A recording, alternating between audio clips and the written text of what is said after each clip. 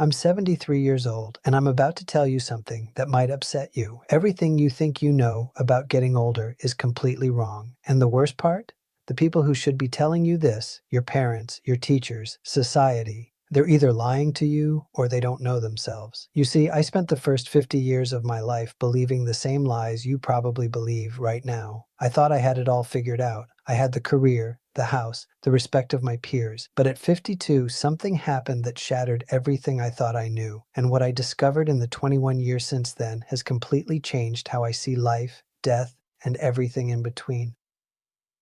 But before I tell you what happened, I need you to understand something. The reason I'm making this video isn't to impress you or to make myself feel wise. I'm making this because I'm running out of time. And there are things you need to hear before it's too late. Not for me, for you. At 52, I had what doctors call a cardiac event. That's a fancy way of saying my heart tried to kill me. I was in a meeting discussing quarterly projections when suddenly the room started spinning. The next thing I remember is waking up in a hospital bed with tubes coming out of my arms and my wife crying in the corner. The doctor said I was lucky. Lucky. I had just come face to face with my own mortality, and they called it luck. But you know what? They were right.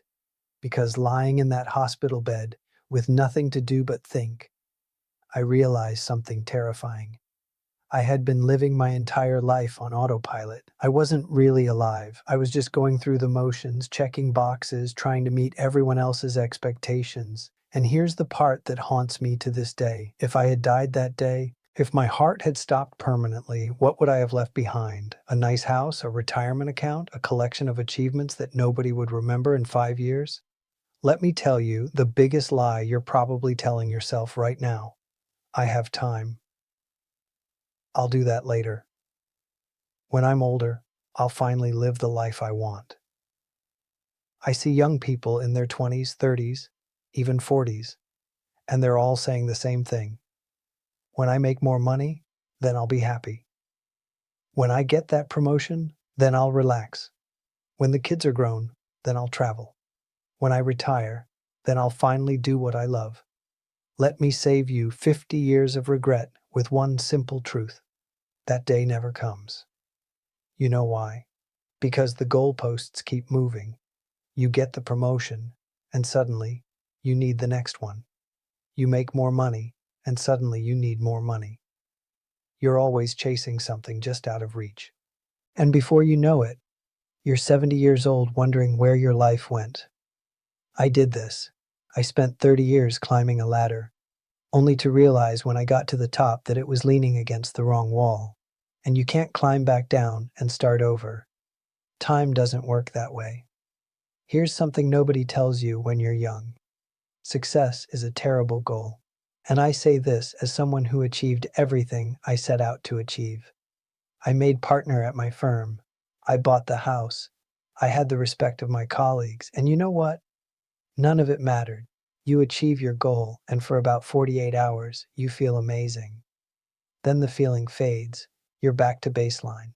Now you need a new goal, a bigger achievement, more validation. It's a hamster wheel. I had a friend who died 3 years ago at 68, worked 70-hour weeks his entire life, built a multi-million-dollar business, never took a real vacation, kept saying he'd slow down next year. Next year came and he had a stroke. At his funeral, his son said, "My father was a successful man, but I barely knew him." Is that the legacy you want? Your regrets won't be about the things you did wrong. They'll be about the things you didn't do at all. I don't lie awake at night thinking about failed business deals. Those don't matter. You know what keeps me up? The trip to Japan I never took because I was too busy. The relationship with my brother that I let deteriorate. The book I always wanted to write but never started. The time I didn't spend with my kids because I was working late. These things eat at you. The missed opportunities. The roads not taken.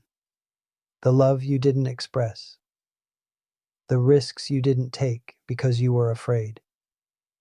The people you love, your parents, your siblings, your close friends.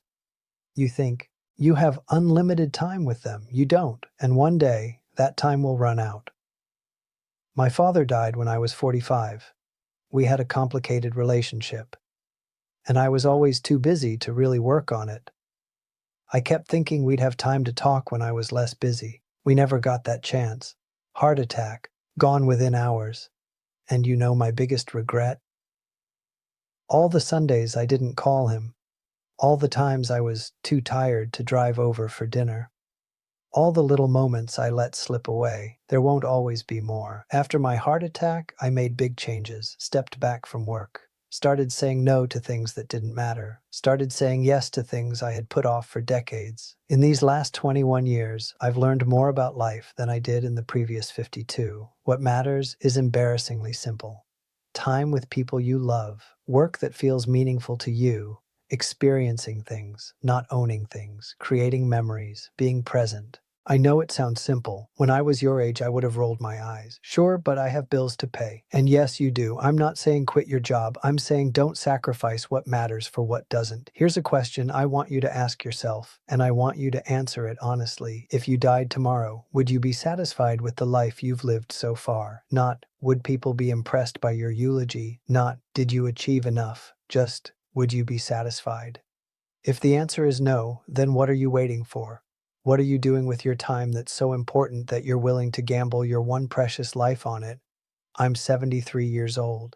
I've been lucky enough to have good health since that heart attack. But every morning when I wake up, I'm aware that I'm on borrowed time. We all are, really.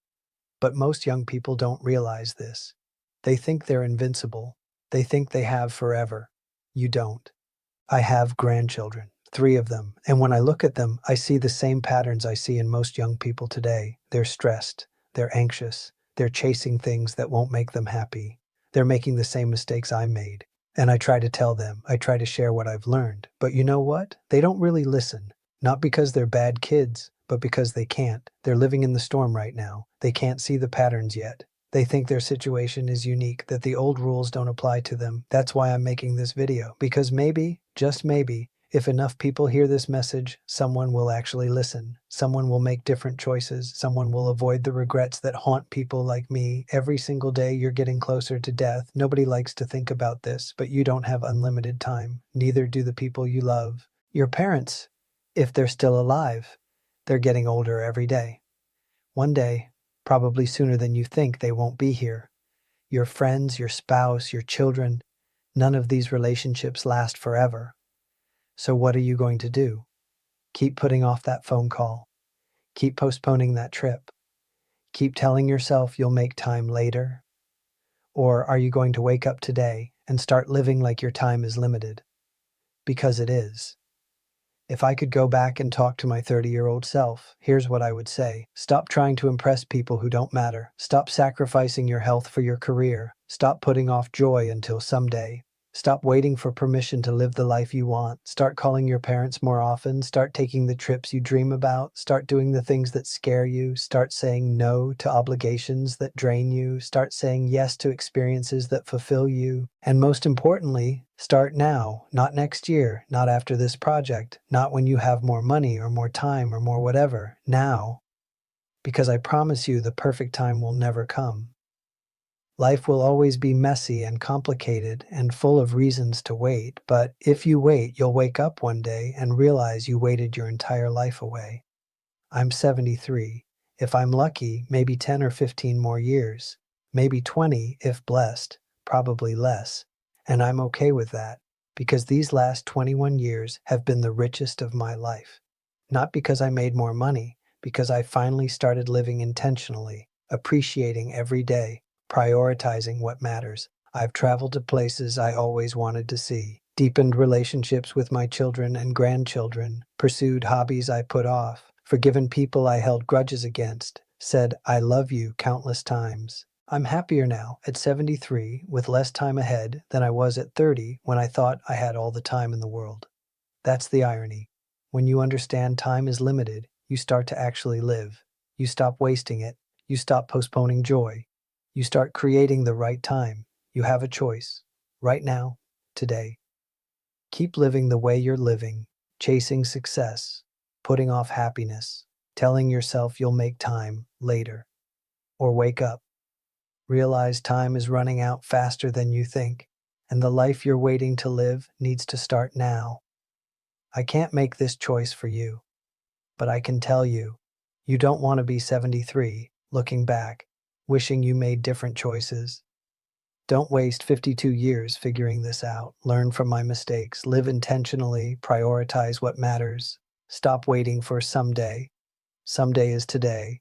It always has been. If this resonates, share this video, leave a comment, tell me what you're going to do differently. Subscribe because I have more truths to share and not much time left. The clock is ticking. What are you going to do with your time?